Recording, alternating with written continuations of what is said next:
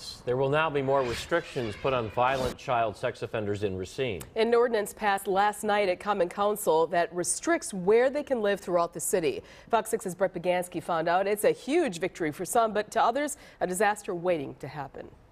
It bans violent or child sex offenders from living within 1,000 feet of them. Schools, playgrounds, libraries, even places of worship. We have won, and we are going to protect the citizens of Racine from those monsters. It's the new ordinance adopted in Racine Monday night. It does give you a little more closure, and I hope it gives every other survivor of a violent crime a little more closure. We're not identifying this woman, but she's a victim of 45-year-old Michael Fink, who was initially placed blocks away from her before his release this year. What happens is if you don't have a legal place to stay, they will tend not to report where they actually are staying. Attorney Robert Peterson represents Fink and says the ordinance makes it difficult for sex offenders like his client to reintegrate back into society, given the buffer zones set by the city which prohibit them from living in certain areas. What it does is it forces them all into small pockets within the city, sex offender ghettos, if you would,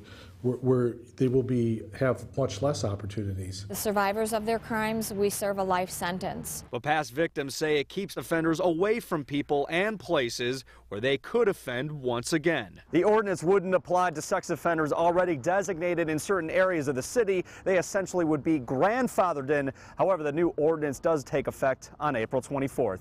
In Racine, Brett Bagansky, Fox 6 News. Thank you, Brett. Michael Fink's attorney, Robert Peterson, also says the city is making assumptions that there are plenty of landlords willing to rent to past offenders. He says this makes it virtually impossible for sex offenders to live in the city. Some crooked lines are front and center. Where construction crews put down some zigging and zagging center lines and